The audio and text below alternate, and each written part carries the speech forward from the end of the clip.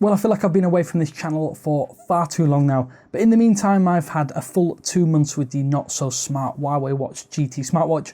I'll reiterate that this isn't a smartwatch in the traditional sense, and in more than a few ways, I'm still of the opinion that it is one of the best smartwatches out there. Of course, if you didn't know, this is the follow-up to last year's original Huawei Watch GT. There are two distinct versions of the sequel, and both refine the original design and casing. To me, Huawei has done a superb job. Make no mistake, this is a really good looking smartwatch, if a little larger than I would usually go for. The refreshed and slightly revamped design is far superior, especially as the display now sits completely flush, bleeding into the edge of the casing with no lip to catch your finger on, and indeed clothing on. Not having anything that catches or slows your finger down makes taps, swipes and presses just that little bit more satisfying too. Their watch itself has much more of a minimal look and feel, and as a result, and it's arguably the main reason I've been continually wearing this smartwatch since I picked it up in Munich earlier in September. As I said, if the 46mm main Huawei Watch GT does look a little bit big for your taste, there is also a slightly smaller Watch GT2 with a more compact 42mm casing. It's one that I was lucky enough to get a closer look at during the Mate 30 Pro launch in Munich, but I am hoping to see more time with it when it becomes available at a later date. Considering you'll be using the touchscreen most of the time, it is a nice surprise that the side casing buttons are basically perfect. They are just the right size, have enough tactile bounce when pressed, and really are pretty effortless to use, although they don't really do much more than activate the small menu or fitness tracking app. I must say that the 1.3-inch OLED is fantastic and improves ever so slightly on the previous generation. It is clear and crisp in most lighting conditions and even bright sunlight. I am concerned though about scratches, as it looks like the display will be in the firing line quite a bit, and I must admit I have a few little nicks and bumps there already.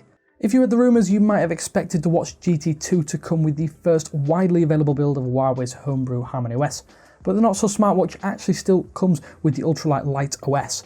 The OS has been designed to specifically take advantage of the basic internals and give extra extended lifespan. Because of that, you shouldn't expect blazing performance. I'd have to call it a little bit choppy at times, but it does a comparable job to more affordable Wear OS watches out there from the likes of Mobvoi and that kind of ilk.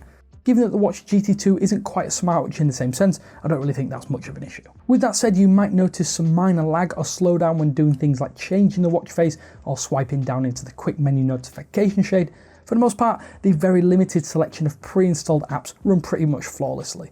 The fact that you can't actually install any third-party apps might be disappointing, but it does mean the entire system is refined to work with what it has, so while it's worth noting that performance isn't blistering, it's more than enough for a wristwatch for basic fitness tracking like the original Watch GT was. It's also good to know that the new model has introduced some neat new tricks like being able to place calls from your wrist, although you still can't reply to text or emails. Of course, I'm sure this will be a deal breaker to some of you watching. Because you can place and take calls though, it means Huawei has bundled in a new speaker with the Watch GT2, and in all honesty, it's actually pretty solid for the form factor. Huawei has also made it possible to sideload up to 500 tracks from your phone using the Huawei Health app, and then you can connect your watch to Bluetooth headphones. The process of pairing takes just a few seconds, but the transfer rate of music does take a little while longer. If you don't want any distractions on your run or during gym sessions, this is a fantastic new feature. Not that I use this, as I tend to use YouTube Music or Google Play Music, which are of course not available for the Watch GT2. And of course that's what really differentiates the Watch GT2 from what you would consider more normal smartwatches, and where I think it dips into the fitness watch market. I have to say it definitely feels more like a Garmin than a Fossil smartwatch, but what I will say is that for me, it has a far more appealing look and feel, because it has a far more traditional watch aesthetic than the more utilitarian fitness watch. Of course, if you are a fitness freak, then the number of options for fitness tracking is up there with the best on the market too, with 15 distinct exercises you can track your workout with extreme precision, and you'll be happy with the results. Beyond that though, the Watch GT2 has the ability to be worn as a more formal watch because of course the design is arguably more flexible. Although I will say I'm not quite sold on the stress and breathing exercise apps that come pre-installed. They are there and they clearly work and might be useful to some of you out there watching. The same can be said of the sleep tracking feature.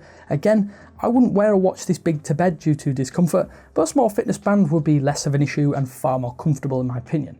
Naturally, the biggest selling point of the original Watch GT was the battery life, and this time around it definitely lives up to Huawei's 2-week billing. Since opening around about 5 days ago, I've only had to charge the watch fully from 0 to 100 3 times and then topped up a further 2 times. That's in around 60 days of wear. Considering that throughout the time I've been wearing it, I've been tracking my heart rate and GPS location, that is seriously impressive and difficult for any supposed smartwatch to beat without having to lose features or indeed functionality. To me, that's what really sells the Watch GT2, and it fully differentiates it from the rest of the smartwatch industry. And it has to be said, it really isn't a smartwatch in the traditional sense. I'd probably say the best way to describe it is that at its very core, it's a fancy fitness band in a watch form factor. But arguably the very best one at that. I genuinely think if you do want a watch with some smart features included, then the Watch GT2 is well worth picking up, especially if you want a smartwatch that can keep up with your lifestyle, doesn't need charged that often. But of course, with all that said, I want to know what your opinion is. Are you going to pick up the Watch GT2 or are you interested? Leave your comments down in the comment section below. But until next time, I'll speak to you later.